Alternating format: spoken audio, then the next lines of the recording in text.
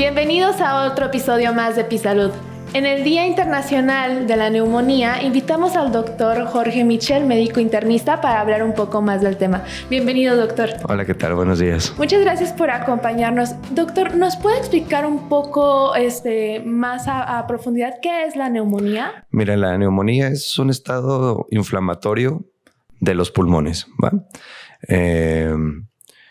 Básicamente, dependiendo de la causa, ya la clasificamos y ya podemos hablar de eso más adelante. Pero prácticamente es eso, es una inflamación que se encuentra en esa área del aparato respiratorio. Ok. ¿Tiene algún síntoma en particular? Sí, claro. Lo más común es tos. La mayoría de las veces, en caso de que sea de origen infeccioso, fiebre, escalofríos, mal estado general. Cuando la condición empieza a ser ya más severa, pues ya puedes encontrar dolor torácico, por ejemplo, dificultad para respirar. Se viene acompañado aparte de disminución en la oxigenación de la sangre por lo mismo de la inflamación en los pulmones. Entonces básicamente es como nosotros pudiéramos sospechar o detectar que una persona pudiera estar presentando un cuadro de neumonía. Nos comentaba que hay diferentes tipos como de clasificaciones. ¿Cuáles son estas? Pues dependiendo, si es clasificación por etiología, por ejemplo, la causa,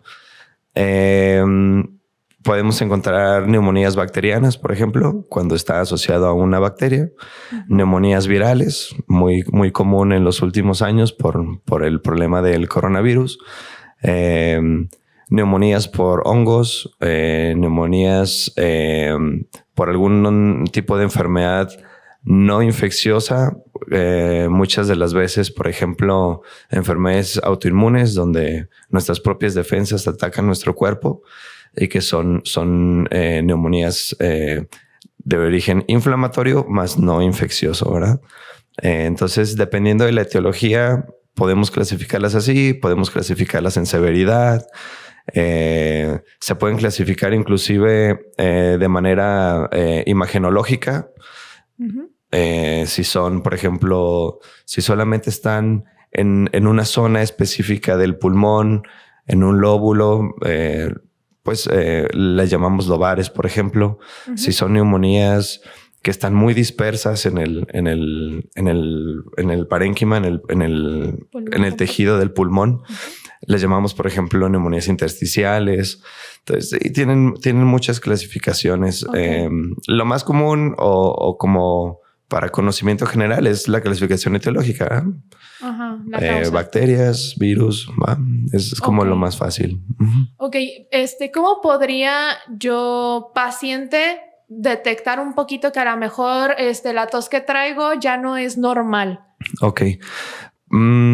Yo creo que lo más común es el ataque del estado general, porque ya es una infección que ya no es una gripita que me hace estornudar, moquitos, ¿verdad?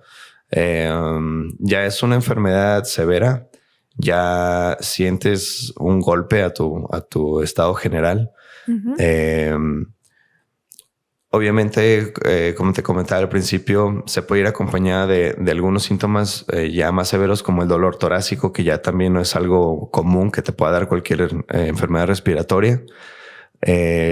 La dificultad para respirar de plano ya es un síntoma de urgencia, ¿no? Ya es algo que te lleva a ir a atención médica rápido.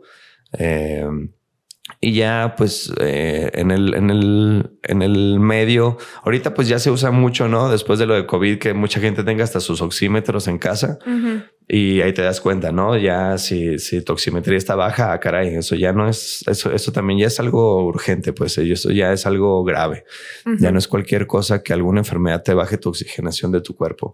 Entonces, simplemente es una infección de vías respiratorias, pero en potencia más grave. Sí.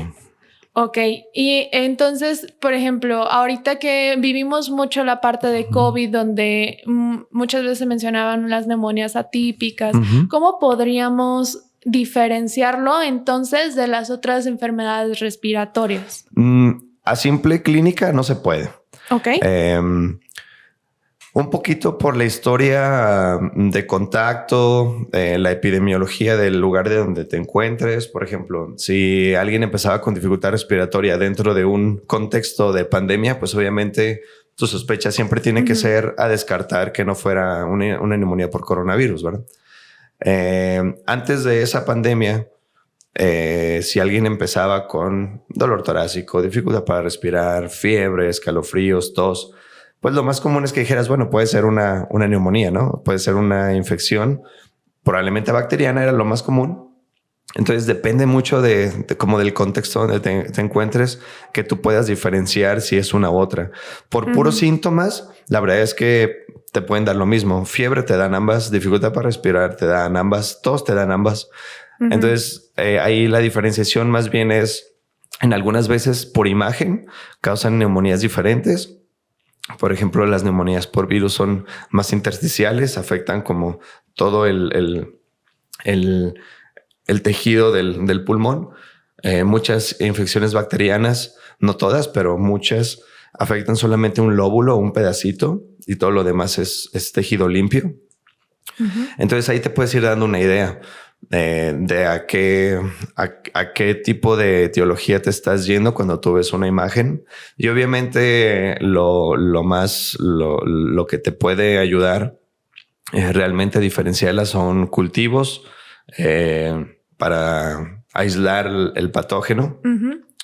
O pruebas moleculares donde tú ves qué es lo que está afectando, qué tipo de virus, qué tipo de bacteria está afectando al paciente, y así es como tú te das cuenta cuál es la etiología de la neumonía. Pero por puros síntomas es un poquito difícil. Tal vez, por ejemplo, en el contexto de los virus te puede dar síntomas catarrales previamente o durante, moquitos, estornudos, como una gripa que después se hace fuerte, ¿va? Las bacterias no suelen causar eso. Pero no siempre es un cuadro así como tan diferente como para decir, sí, no, ¿te tuviste esto? Sí, es una bacteria. ¿Tuviste? Sí, es un hongo. Realmente todo se vería ya con cultivos en la parte médica y clínica. Así es. O por ejemplo, si es un paciente que está recibiendo quimioterapia, un paciente con cáncer sólido, un paciente con leucemia, o con VIH, bueno, ya piensas en otros patógenos que probablemente no van a afectar a alguien que su sistema inmunológico está normal, ¿verdad? Entonces ya puedes pensar, por ejemplo, en hongos, tuberculosis, algo un poquito ya más fuera de lo normal, digamos, ¿verdad? Entonces sí, depende mucho del contexto. Perfecto. Y en cuanto a tratamiento, ¿cómo se trata la neumonía? Dependiendo de la etiología. Bacteriano, antibióticos, ¿va? Obviamente siempre va acompañado de tratamiento de soporte. Si necesita oxígeno, si llegan a requerir intubación y cuidados intensivos, pues hay que intubar a los pacientes, sedarlos, hay que tenerlos en cuidados intensivos. Fiebre, antipiréticos para disminuir la fiebre. Tal vez algún analgésico para si hay dolor torácico, ¿verdad? En pacientes que tienen algo de reactividad de vías respiratorias y que hacen como un tipo de asma, ¿va? Pues dar tratamiento para evitar eso. Pero prácticamente todo depende de la etiología. Si es un virus, pues no lo vamos a tratar con antibióticos. Si es una bacteria, entonces sí. Si es un hongo, pues con antimicóticos. Entonces, si es tuberculosis, con antifímicos, que son antibióticos especiales para la tuberculosis. Entonces depende mucho del origen de la neumonía conforme lo vas a tratar. Ok. ¿Y existirá alguna vacuna para esta enfermedad? Igual, dependiendo de la etiología. Por ejemplo, vacunas disponibles que tenemos ahorita está la vacuna estacional para influenza, que hay que ponérsela cada año, ¿verdad? Están las vacunas que salieron para coronavirus, pero hay muchas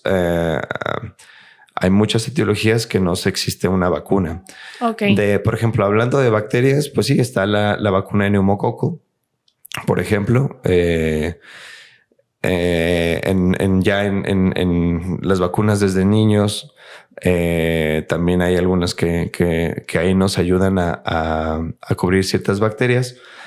Pero, por ejemplo, no existe una vacuna contra tuberculosis, por ejemplo. No existe una vacuna para algunos agentes infecciosos, por ejemplo, y que a veces encontramos mucho en los hospitales, como Klebsielas, como Pseudomonas. Realmente no hay vacuna para eso. Entonces, todavía no se desarrolla eso. Pero para las que hay, pues son las comunes que conocemos y que salen en las campañas de vacunación y que estamos todos atentos. Ok, doctor. Y por ejemplo, en las neumonías por virus, ¿existe alguna forma en la que podamos prevenirlas? Sí, claro. Y como ya estuvo muy difundido ahorita con lo de la pandemia, lo más importante en cuanto a transmisión, tanto fuera del hospital como de manera intrahospitalaria, es el lavado de manos. Simplemente porque esos patógenos se encuentran en las superficies, se pueden contagiar. Si tú los tocas y tienes algún contacto con tus mucosas, ojos, boca, nariz, puede haber la posibilidad de que tú contraigas el virus, ¿verdad? Igual de manera muy, muy importante, y eso lo manejamos mucho en los hospitales, es por la cantidad de transmisiones que hay dentro del hospital y la resistencia que tienen ahí los patógenos. Entonces se vuelve muy, muy importante el lavado de manos, tanto fuera como dentro del hospital. Y las medidas de barrera que también fueron muy difundidas: usar tu cubreboca, si vas a tener un contacto muy cercano con alguna persona, utilizar anteojos de protección, por ejemplo. En cuanto a los virus, realmente, pues sí, las mascarillas que tienen buena protección, pues son mascarillas que están diseñadas para eso. Otra cosa importante, bueno, si tú vas a tener contacto con alguien con síntomas, que lo ideal es no tener contacto, pues tus medidas de distancia, ¿verdad? Que es mantener ese rango de distancia que evita, no que evita, sino que disminuye las probabilidades de que tú tengas contacto con ese flush, llamado flush, a esas gotitas de saliva que salen de manera diminuta cuando alguien habla, que a veces no son muy perceptibles, pero que se pueden tener contacto contigo, puedes aspirarlas y por medio de ese contacto tener probabilidad de adquirir la infección, ¿verdad? En especial, y digo esto de las transmisiones, en especial por lo que pasó, por el contexto de la pandemia, pues dentro del espectro de los virus se hace muy importante. Y no solamente hablando de neumonía, sino cualquier virus que te cause una gripa común, un rinovirus, por ejemplo, que puede ser también muy contagiosos, adenovirus que pueden ser muy contagiosos y que tal vez no te pueden llevar a un cuadro neumónico en un paciente que sea sano, que sea fuerte, que no tenga ninguna enfermedad o que no sea tratado con quimioterapia, por ejemplo, pero que en un paciente tal vez no tan sano sí te puede llegar a causar una infección de vías respiratorias fuerte o una infección de vías respiratorias baja, como es una neumonía, y entonces sí es importante, ¿verdad? Ok. Entonces, doctor, normalmente tenemos entendido, o la mayoría de la población tiene entendido, que la neumonía es una enfermedad. ¿Está catalogada como enfermedad? ¿Es un síntoma? ¿Qué es? Realmente lo llamaría un síndrome. Es un síndrome que abarca muchos síntomas, como ya los hablamos: tos, dificultad para respirar, fiebre, escalofríos. Entonces, ese conjunto de síntomas te provoca un síndrome respiratorio. Si lo hablamos de manera anatómica y lo tenemos documentado por ejemplo, en una imagen, y vemos que hay afectación en el pulmón, entonces sí podemos decir la neumonía es una enfermedad. Si lo vemos por el lado de los síntomas, podemos decir que el síndrome de insuficiencia respiratoria, que te puede estar causando una neumonía, abarca todos esos síntomas. para catalogarla como una enfermedad hay que ponerle como un nombre, un apellido, ¿va? Y decir, bueno, si es una infección de vías respiratorias bajas, si es una neumonía causada por tal agente. Okay.